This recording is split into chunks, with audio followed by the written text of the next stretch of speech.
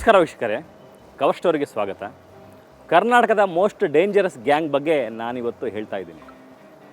ಈ ಹಿಂದೆ ಇಂಥದೇ ಒಂದು ಗ್ಯಾಂಗನ್ನು ನಾವು ಅರೆಸ್ಟ್ ಮಾಡಿ ಜೈಲು ಕೂಡ ಕಳಿಸಿದ್ವಿ. ರಾಜ್ಯದಲ್ಲಿ ಅಂತಹ ಮತ್ತಷ್ಟು ಗ್ಯಾಂಗ್ಗಳು ಆ್ಯಕ್ಟಿವ್ ಕೂಡ ಆಗಿದ್ದಾವೆ.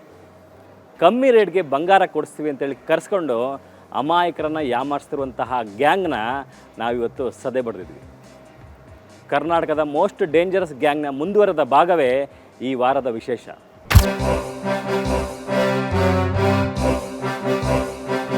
ಹಾಯ್ ಹಲೋ ವೀಕ್ಷಕರ, ಕವರ್ ಸ್ಟೋರಿಗೆ ಸ್ವಾಗತ ಸುಸ್ವಾಗತ. ಎಂದಿನಂತೆ ಈ ಬಾರಿಯೂ ನಿಮ್ಮನ್ನ ಥ್ರಿಲ್ಗೊಳಿಸೋಕ ಮತ್ತೊಂದು ಮೆಗಾ ಎಕ್ಸ್ಕ್ಲೂಸಿವ್ ಸ್ಟೋರಿಯೊಂದನ್ನ ತಂದಿದ್ದೇವೆ. ಈ ಗ್ಯಾಂಗ್ ಬಗ್ಗೆ ಈಗಾಗಲೇ ಆಲ್ರೆಡಿ ನಿಮ್ಗೆ ಹೇಳಿದ್ವಿ. ಈಗ ಮತ್ತೊಮ್ಮೆ ಇನ್ನೊಂದು ಗ್ಯಾಂಗ್ ಆಕ್ಟಿವ್ ಆಗಿದೆ. ಆ ಖದೀಮರನ್ನು ಭೇಟಿಯಾಡಿ ಮತ್ತೆ ನಿಮ್ಮ ಮುಂದೆ ನಿಲ್ಲಿಸ್ತಾ ಇದ್ದೀವಿ.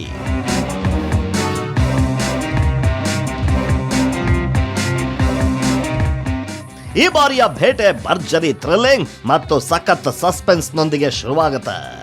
ದಕ್ಷಿಣ ಭಾರತದಲ್ಲಿ ಅವೆಷ್ಟೋ ಮನೆಗಳನ್ನು ಹಾಳು ಮಾಡಿದ್ದ ಖದೀಮರ ಮುಖವಾಡ ಕಳಚುತ್ತಿದ್ದೇವೆ. ಮಾಧ್ಯಮಗಳು ಎಷ್ಟೇ ಇಂತಹ ಗ್ಯಾಂಗ್ಗಳ ಬಗ್ಗೆ ಬೆಳಕು ಚೆಲ್ತಾ ಇದ್ರು, ಜನ ಮಾತ್ರ ಇಂತಹ ಗ್ಯಾಂಗ್ಗಳ ಹತ್ರ ಹೋಗಿ ಮೋಸ ಹೋಗೋದು ಮಾತ್ರ ತಪ್ಪುತ್ತಿಲ್ಲ. ಇದೇ ನಮಗೆ ಬೇಸರ. ಮೊನ್ನೆ ನಕಲಿ ಬಂಗಾರ ನೀಡುವ ಗ್ಯಾಂಗ್ಗಳ ಬಗ್ಗೆ ನಿಮಗೆ ಮಾಹಿತಿ ಕೊಟ್ಟಿದ್ವಿ. ಆ ಗ್ಯಾಂಗ್ ಯಾವ ರೀತಿ ಆಪರೇಟ್ ಆಗ್ತವೆ ಅನ್ನೋದನ್ನ ಹೇಳಿದ್ವಿ. ಕರ್ನಾಟಕದಲ್ಲಿ ಸಾಕಷ್ಟು ಭಾಗಗಳಲ್ಲಿ ಆ ಗ್ಯಾಂಗುಗಳು ಆಪರೇಟ್ ಆಗ್ತಿರ್ತವೆ. ನಾವು ಒಂದಷ್ಟು ಜನರನ್ನ ಎಡೆಮುರಿ ಕಟ್ಟಿ ಜೈಲಿಗೆ ಹಾಕ್ಸಿದ್ವಿ. ಇನ್ನು ಕೆಲವರು ಹೊರಗಡೆ ಇದ್ರು. ಅವರು ತಮ್ಮ ಹಳೆ ಚಾಳಿಯನ್ನ ಮುಂದುವರೆಸಿದ್ದು ಬೆಂಗಳೂರಿನ ಉದ್ಯಮಿಯೊಬ್ಬರಿಗೆ ಫೋನ್ ಮಾಡಿದ್ರು. ತಮ್ಮ ಅದೇ ಹಳೆ ಕಥೆಯನ್ನ ಹೇಳ್ತಾರೆ. ಊರ ಪಕ್ಕದಲ್ಲಿ ನಮ್ಮ ತಾತಪ್ಪನಿಗೆ 3 kg ಗೋಲ್ಡ್ ಸಿಕ್ಕಿದಣ ಅಂತ ಹೇಳ್ದ. ಹೆಂಗಪ್ಪ ಸಿಕ್ತು ಗೋಲ್ಡು? ಹೌದು, ಹೆಂಗೆ ಸಿಕ್ತು ಅಂತ ಕೇಳಿದೆ. ಹಳೇದು ಒಂದು ರಾಜ್ಯವ್ರದ್ದು ಒಂದು ಜಮೀನು ತೊಗೊಂಡ್ರಣ, ನಮ್ಮ ತಾತಪ್ಪ ತಗೊಂಡಿದ್ದು. ಅದು ತಗೊಳ್ಳುವಾಗ ಚಿಕ್ಕದೊಂದು ಮನೆ ಒಂದಿತ್ತು. ಆ ಮನೆ ಕಟ್ಟಿದಾಗ ಅಗಿಯುವಾಗ ಮಡಿಕೆಯಲ್ಲಿ 3 kg ಚಿನ್ನ ಸಿಕ್ಕಿದಣ, ಬೆಳ್ಳಿ ಸ್ವಲ್ಪ ಸಿಕ್ಕಿದೆ ಅಂತ ಹೇಳ್ದ. ಒಂದು ಸ್ಯಾಂಪಲ್ ತೋರಿಸ್ತೀರಿ, ನೋಡಿ ಅಣ್ಣ, ನೋಡಿಬಿಟ್ಟು ನೀವು ತಗೊಂಡೋಗಿ ಚೆಕ್ ಮಾಡಿ ನಂತರ ನೀವು ನಮ್ಮ ಹತ್ರ ವ್ಯವಹಾರ ಮಾಡಿ ಅಂತ ಹೇಳ್ದ. ಕಮ್ಮಿ ರೇಟ್ಗೆ ಬಂಗಾರನ ಅಂದುಕೊಂಡು ಯಾರಿಗೂ ಹೇಳಿಲ್ಲ. ಏನೋ ಒಳ್ಳೇದಾಗುತ್ತೆ ಅಂತ ಈ ವ್ಯಕ್ತಿ ಹೋಗಿದ್ದು ಹರಪನಹಳ್ಳಿಯ ಹೂವಿನಡಗಲಿಗೆ. ಹರಪನಹಳ್ಳಿಯ ಹೂವಿನ ಹಡಗಲಿಗೆ ಬನ್ನಿ ಅಂದ ಆ ಗ್ಯಾಂಗ್ ಅಲ್ಲಿ ಇಲ್ಲಿ ಅಡ್ಡಾಡಿಸಿ ಉರುಳು ಅನ್ನುವ ಜಾಗಕ್ಕೆ ಕರ್ಸ್ಕೊಂಡಿದ್ದಾರೆ. 2 ಪೀಸ್ ಒರಿಜಿನಲ್ ಬಂಗಾರದ ಕಾಯಿನ್ಗಳನ್ನ ಕೊಟ್ಟು ಚೆಕ್ ಮಾಡಲು ಹೇಳಿದ್ದಾರೆ. ಜ್ಯುವೆಲರಿ ಶಾಪ್ನಲ್ಲಿ ಚೆಕ್ ಮಾಡಿಸಿದ್ರೆ ಅದು ಪ್ಯೂರ್ ಬಂಗಾರವಾಗಿರುತ್ತೆ. ಆ ಬಳಿಕ 8 ಲಕ್ಷ ರೂಪಾಯಿಗೆ 1 kg ಬಂಗಾರ ಕೊಡುವುದಾಗೆ ಆ ಗ್ಯಾಂಗ್ ಇವರ ಬಳಿ ಹೇಳುತ್ತೆ. ಅಷ್ಟು ಕಮ್ಮಿ ರೇಟ್ಗೆ 1 kg ಬಂಗಾರನ ಅಂದ್ಕೊಂಡು ಕ್ಯಾಶ್ ರೆಡಿ ಮಾಡಿಕೊಂಡು ಮತ್ತೆ ಅವರು ಹೇಳಿದ ಜಾಗಕ್ಕೆ ಹೋಗಿ 8 ಲಕ್ಷ ದುಡ್ಡು ಕೊಟ್ಟು 1 kg ಬಂಗಾರದ ಗಂಟನ್ನ ತರ್ತಾರೆ. ಈ ಬಾರಿ ಚೆಕ್ ಮಾಡಿಸಿದ್ರೆ ಎಲ್ಲ ತಾಮ್ರದ ತುಂಡುಗಳಿರ್ತವೆ. 8 ಲಕ್ಷ ಕಳೆದುಕೊಂಡು ಯಾಮಾರಿರುವ ಇವರು ಆ ಗ್ಯಾಂಗ್ ಮಾಡಿದ ಮೋಸಕ್ಕೆ ಈಗಲೂ ಹೆದರುತ್ತಿದ್ದಾರೆ. ಫಸ್ಟ್ ನಮ್ಮ ತಮ್ಮನ ಹತ್ರ ಕಾಯಿನ್ ಕೊಡುವಾಗ ಅವನು ಮುದುಕಪ್ಪ, 2ನೇ ಬಾರಿ ನಾವು ಹೋಗಿ ವ್ಯವಹಾರ ಮಾಡೋಕ್ಕೆ ಹೋಗಿದ್ದಕ್ಕೆ ಮೇಲೆ ಯಾರೋ ಈ ರಾಜನವನು ಅವ್ರ ಮಗ ಅಂತ ಹೇಳಿ ನಮ್ಮನ್ನು ಕರ್ಸ್ಕೊಂಡಿದ್ದ. ಸರಿ, ಹೋದ ತಕ್ಷಣ ಮಾಡಿಬಿಟ್ಟು ಸರ್ ದುಡ್ಡು ಕೈಯಲ್ಲಿತ್ತು ಅಣ್ಣ, ಅಲ್ಲಿ ಬರೋಣ, ಇಲ್ಲಿ ಬಾ ಅಂತ ಹೇಳ್ದ. ಈ ದುಡ್ಡು ಕೈಯಲ್ಲಿದೆ. ಇಬ್ಬರು ಪೊಲೀಸ್ ಅಂತ ಬಂದರು. ತಕ್ಷಣ ನಾವು ಒಳಗಡೆ ಹೋದ ತಕ್ಷಣ ಇವ್ನು ತೋರಿಸ್ತಾ ಇದ್ದ. ಇಬ್ಬರು ಪೊಲೀಸ್ ಅಂತ ಬಂದ್ಬಿಟ್ಟು ದುಡ್ಡು ತೊಗೊಂಡು ಆ ಕಡೆ ಹೋಗ್ಬಿಟ್ಟ. ದುಡ್ಡು ತೊಗೊಂಡು ಕಿತ್ಕೊಂಡು ಹೋಗ್ಬಿಟ್ಟ ಅಂಗಡೆ. ನಾನು ಅವನಿಂದೇ ಓಡ್ತಾ ಇದ್ದೀನಿ. ಆ ಫೇಕ್ ಕಾಯಿನ್ ತೊಗೊಬಂದು ನನ್ನ ಕವರ್ಗೆ ಹಾಕ್ಬಿಟ್ಟ. ನಾವು ಫಸ್ಟು ಇಲ್ಲಿಂದ ಮನೆ ಸೇರ್ಬೇಕಂತ ಆ ಉದ್ದೇಶದ ಮನೆಗೆ ಡೈರೆಕ್ಟಾಗಿ ಹೋಗ್ಬಿಟ್ಟು ಆಮೇಲೆ ಮಾಡಿಬಿಟ್ಟು ಅದರಲ್ಲಿ ನೋಡಿದ್ರೆ ಕುಂಕುಮ ಇತ್ತು, ಕಟ್ಟು ಕೊಟ್ಟಿದ್ರು. ಅದನ್ನು ಬಿಚ್ಚಿ ನೋಡಿದ್ರೆ ಫೇಕ್ ಕಾಯಿನ್. ಆ ಗ್ಯಾಂಗ್ ಹೆಸರು ಕೇಳಿದ್ರೆ ಈಗಲೂ ನಡುಕ್ತಾರ. ಅಂತಹ ಮಹಾ ಮೋಸದ ಗ್ಯಾಂಗ್ ಅದು. 1 ವಾರದ ಬಳಿಕ ಇವರ ಸ್ನೇಹಿತರೊಬ್ಬರಿಗೆ ಮತ್ತೆ ಅಂಥದ್ದೇ ಕಾಲ್ ಬರುತ್ತೆ. ತಕ್ಷಣ ಅವರು ಸಂಪರ್ಕ ಮಾಡಿದ್ದು ಸುವರ್ಣ ನ್ಯೂಸ್ ಕವರ್ ಸ್ಟೋರಿ ತಂಡವನ್ನ. ಬೆಂಗಳೂರಲ್ಲಿ ಸುಮಾರು ಕರೆಗಳು ಬರ್ತಾ ಇದೆ. ಸುಮಾರು ಜನಗಳು ಮೋಸ ಮಾಡಿದ್ದಾರೆ. ಇದು ಬೆಳಕಿಗೆ ಬಂದಿಲ್ಲ. ಸುಮಾರು ಜನಗಳು ಮೋಸ ಹೋಗಿದ್ದಾರೆ. ಇಲ್ಲಿಂದ ಅಲ್ಲಿ ಕರೆಸ್ಕೊಂಡು ಇಲ್ಲಿ ಬನ್ನಿ ಅಂತ ಸುಮಾರು ದುಡ್ಡುಗಳು ಕಳ್ಕೊಂಡಿದ್ದಾರೆ. ಯಾರೂ ದೂರು ಕೊಡೋಕ್ಕೆ ಮುಂದೆ ಬಂದಿಲ್ಲ. ಮರ್ಯಾದೆ ಹೋಗ್ಬಿಡುತ್ತೆ. ನೋಡೋರು ಆಚೆಯವರು ಏನು ಅಂದ್ಬಿಡ್ತಾರೆ, ನಮ್ಮ ರಿಲೇಷನ್ ಅಂದ್ಬಿಡ್ತಾರೆ. ಪೊಲೀಸವ್ರು ನಮ್ಮನ್ನೇ ಎನ್ಕ್ವೈರಿ ಮಾಡಿಬಿಡ್ತಾರೆ, ಹಿಂಗೆ ಬಂತು ದುಡ್ಡು ಅಂತ. ಆ ರೀತಿಯಲ್ಲಿ ಯಾರು ಕಮ್ಮಡ್ಕೊಂಡು ಬರ್ತಾ ಇಲ್ಲ. ನನಗೆ ಗೊತ್ತಿರೋಂಗೆ ಸುಮಾರು ಕಾಲಗಳು ಬಂದಿದೆ. ಇನ್ನು ಮುಂದೆ ಈ ಥರ ಆಗಬಾರ್ದು. ಪಬ್ಲಿಕ್ಕು ಜಾಗೃತಿ ಬೇಕು. ಯಾಕಂದ್ರೆ ನಾವು ಓದಿದ್ದೀವಿ, ನಾವು 4 ಕಡೆ ತಿರುಗಾಡಿದ್ದೀವಿ, ನಮ್ಮ ತಿಳುವಳಿಕೆ ಇದೆ, ನಾವು ಯಾಮಾರಿದ್ದೀವಿ. ಇನ್ನು ಮುಂದೆ ಪಬ್ಲಿಕ್ ಯಾಮಾರಬಾರ್ದು. ಕವರ್ ಸ್ಟೋರಿ ತಂಡಕ್ಕೆ ಆ ಗ್ಯಾಂಗ್ ಮಾಡುವ ಮೋಸದ ಬಗ್ಗೆ ಚೆನ್ನಾಗಿ ಗೊತ್ತಿತ್ತು. ನಮ್ಮನ್ನ ಭೇಟಿ ಮಾಡಿದವರಿಗೆ ಬರುತ್ತಿದ್ದ ಫೋನ್ ಕರೆಗಳನ್ನ ನಿರಂತರವಾಗಿ ಸ್ವೀಕರಿಸುವಂತೆ ತಿಳಿಸಿ ಈ ಬಾರಿ ಅವರ ಜಾಗದಲ್ಲಿ ನಾವು ಹೋಗಲು ನಿರ್ಧಾರ ಮಾಡ್ತೀವಿ.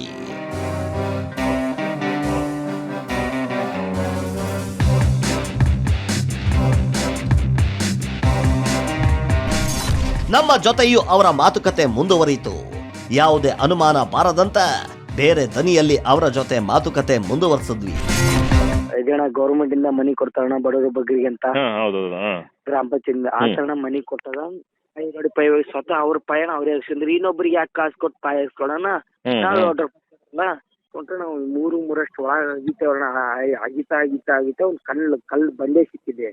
ನೀರ್ ಕುಡಿತೀವಣ ಹಳೆ ಕಲ್ಲು ಮಣ್ಣಿನ ಮಡಿಕೆ ನೋಡಿದಾಗಣ ಒಂದ್ರಲ್ಲಿ 3.25 ಕೆಜಿಯಷ್ಟು ಬಂಗಾರ ಕಾಯಿಗಳು, ಒಂದರಲ್ಲಿ 1.5 ಕೆಜಿಯಷ್ಟು ಬೆಳ್ಳಿ ನಾಣ್ಯಗಳು. ಹೌದಾ, ಅಷ್ಟೊಂದು ಸಿಕ್ಕಿದ್ಯಾ?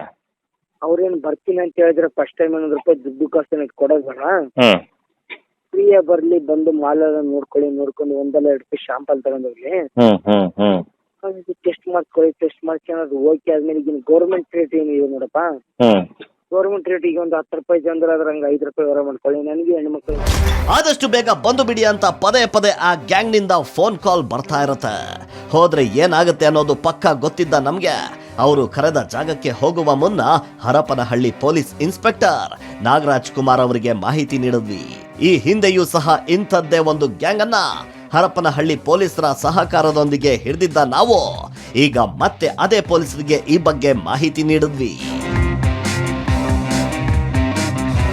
ಪೊಲೀಸರ ಒಂದು ತಂಡವನ್ನ ರೆಡಿ ಮಾಡ್ಕೊಂಡ ನಾವು ಅವರ ಫೋನ್ ಕಾಲ್ಗಾಗಿ ಕಾಯ್ತಾ ಇದ್ವಿ. ಕೊನೆಗೂ ಅವರಿಂದ ಫೋನ್ ಬಂತು.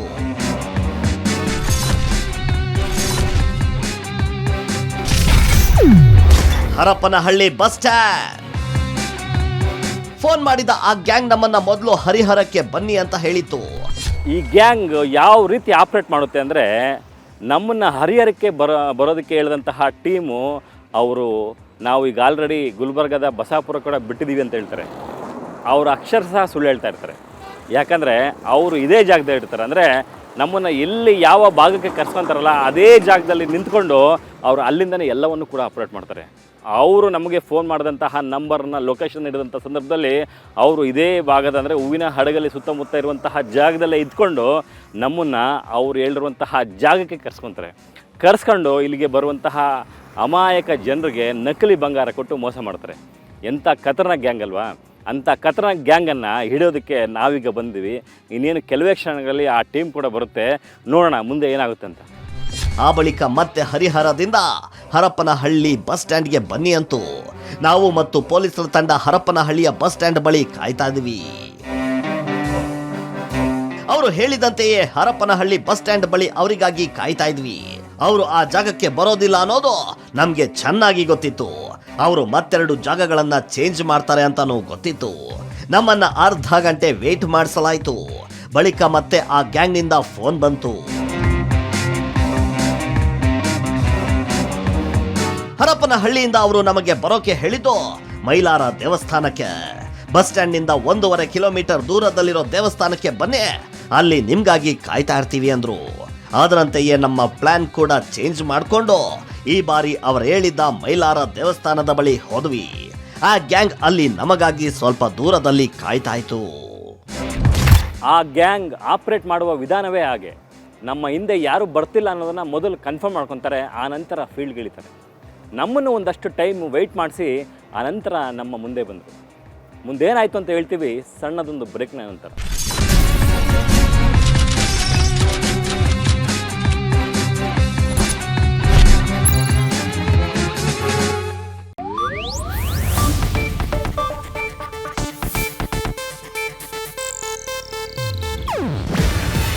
ಇದು ಏಷ್ಯಾನೆಟ್ ನ್ಯೂಸ್ ನೆಟ್ವರ್ಕ್ ಪ್ರಸ್ತುತಿ. ನೀವು ನೋಡ್ತಿದ್ದೀರಾ ಏಷ್ಯಾನೆಟ್ ಸುವರ್ಣ ನ್ಯೂಸ್.